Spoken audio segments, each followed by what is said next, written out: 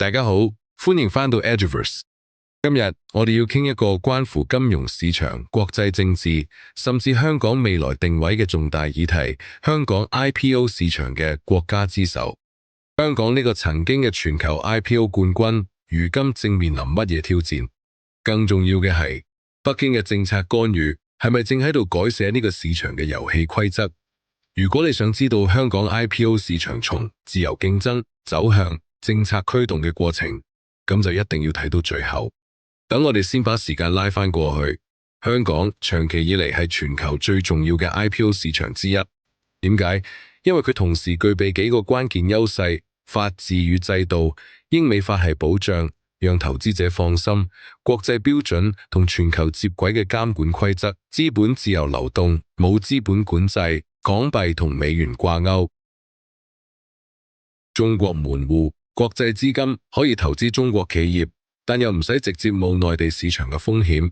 結果，香港一次又一次登上全球 IPO 募資額排行榜嘅冠軍寶座。從中國工商銀行、阿里巴巴到後來嘅生物科技新規，香港都展現咗佢嘅彈性與魅力。咁問題嚟啦，既然香港咁強，點解會走下坡？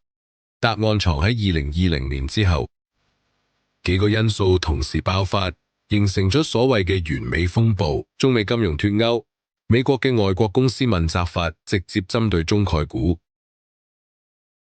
好多中國公司從美國退市，雖然短期帶嚟一啲回流香港嘅上市，但長期卻削弱咗香港作為中美橋樑嘅地位。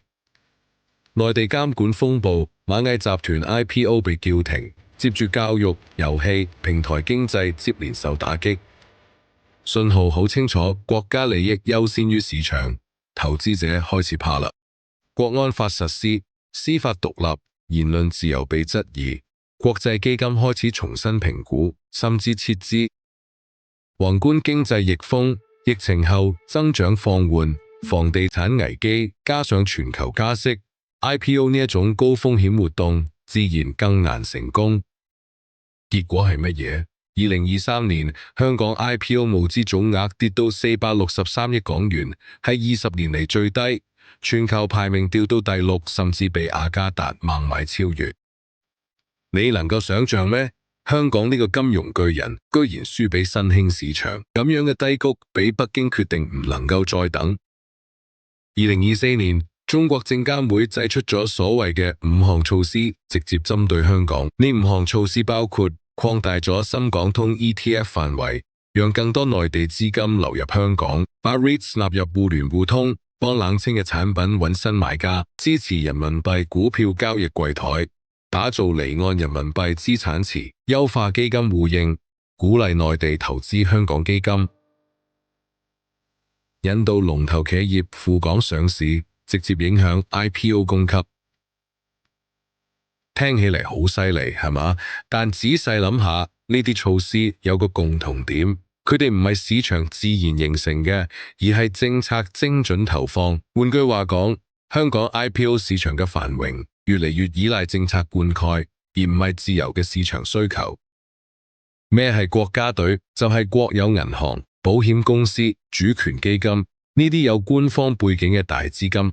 佢哋經常喺 IPO 裏扮演基石投資者，提前鎖定大筆股份，確保 IPO 順利。同時，大型國企亦被安排赴港上市，呢度唔單止係為咗募資，更係政治與戰略任務，俾市場打強心針，為戰略產業、半導體、AI、新能源建立國際估值平台，彌補被美國市場封鎖之後嘅資金缺口。問題係，當主要投資人都係有政策任務嘅自己人，呢個仲能叫做真正嘅市場定價咩？另一個重大變化發生喺2023年，中國證監會推出咗境內企業境外上市新規，規定只要你嘅核心業務喺內地，哪怕你喺開曼註冊，想去香港上市，亦都先向中國證監會備案。咁意味住乜嘢？雙重審批，一間內地企業要喺香港上市，必須同時獲得北京同埋香港嘅批准。國安與產業政策優先，北京可以因國家安全或者係數據敏感直接否決。香港聯交所地位下降，佢越嚟越似技術審核機構，而唔係獨立嘅市場守門人。結果，香港一國兩制下嘅金融自治逐漸被邊緣化。睇到呢度，你可能會問：咁香港 IPO 市場仲算自由市場咩？答案係不完全啦。短期嚟睇，北京嘅政策確實讓 IPO 活動回升，市場數據亦都好睇咗一啲。